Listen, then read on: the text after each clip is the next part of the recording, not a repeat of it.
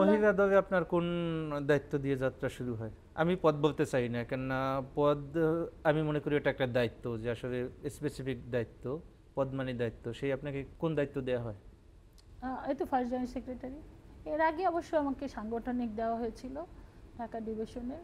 সাংগঠনিক ঢাকা ডিভিশনের ওইটা আবার 6টা আমাকে এর আগে মানে একটা আলোচনায় ছিল যে শিরিন সুলতানাকে প্রেসিডেন্ট, আমাকে সেক্রেটারি করে একটা কমিটি দেওয়া, এবং আমিও খুব ইস্যু ছিলাম যে আমাকে হয়তো এরকম দেওয়া হবে। তারপরে আবার শুনলাম যে ঢাকা মহানগরীর দায়িত্ব দেওয়া হচ্ছে আমাকে, কিন্তু সর্বশেষ দেখা হলো যে এগুলো কিছুই হলো না।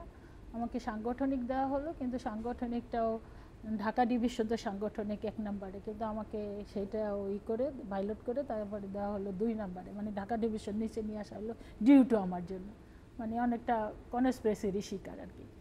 তো তখন আমি চিন্তা করলাম যে আমি আপনার উপরে যাদেরকে দেওয়া হলো তারা কি আপনার চেয়ে তুলনামূলকভাবে যোগ্য ছিল না?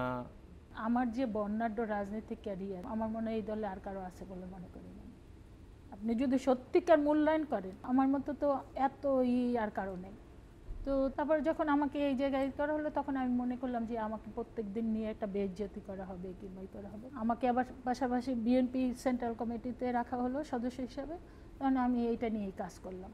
কারণ আমি সবসময় মনে করেছি কি, আমাকে দীর্ঘদিন রাজনীতি করতে হবে। তা আমি যত পরিচ্ছন্নভাবে রাজনীতি করতে পারবো, তত আমি এই রাজনীতিটা আমি কন্টিনিউ করতে পারবো। আমি যদি অন্যায় কাজ করি কিংবা বিতর্কিত কাজ করি, তাহলে আমি ওই জায়গায় থেমে যাব। তো সেটা আমি কখনোই করিনি। তখন আমি এই সেন্ট্রাল বিএনপি হয়ে আমি কাজ করলাম। তো ওই কমিটিতে আমি একদিনের জন্য যাইনি, ওটা ছিল। এর পরবর্তীতে এই এই যেটা কমিটি হয়েছে, আপনার কাছে কি তারা ওই সময় কোনো সহযোগিতা চেয়েছে? না, আমার কাছে আপনার কোনো পরামর্শও চাইনি? কখনো চায় নাই, বরং আমাকে মানে ঝামেলাই করতে চেয়েছে আর কি। কিন্তু আমি ঝামেলা থেকে যত টেকনিক্যালি অ্যাভয়েড মানে থাকা যায় সেটা চেষ্টা করেছি, কিন্তু আমাকে অনেক বিব্রতকর অনেক ইসে ফেস করতে হয়েছে। এই বিব্রতকর পরিস্থিতি যে ফেলে দেয়, এটা কি দলীয় লোকজন না অন্য দলের লোকজন? না, এটা দলীয় লোকজনই।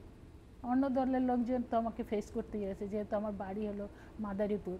তো ওই জায়গা থেকে বিএনপি করা, এটা তো কতটা যে ভয়ঙ্কর অবস্থা, কতটা যে বিপদের মধ্যে দিয়ে আমাকে চলতে হয়েছে, আমার পরিবারকে করতে হয়েছে, ওগুলো আমাকে কখনো, কারণ কি বিরোধী দল তো বিরোধী দলই, ওদের কোনো কিছু ফেস করতে আমি কখনোই দুর্বল হতাম না, কিরকম না।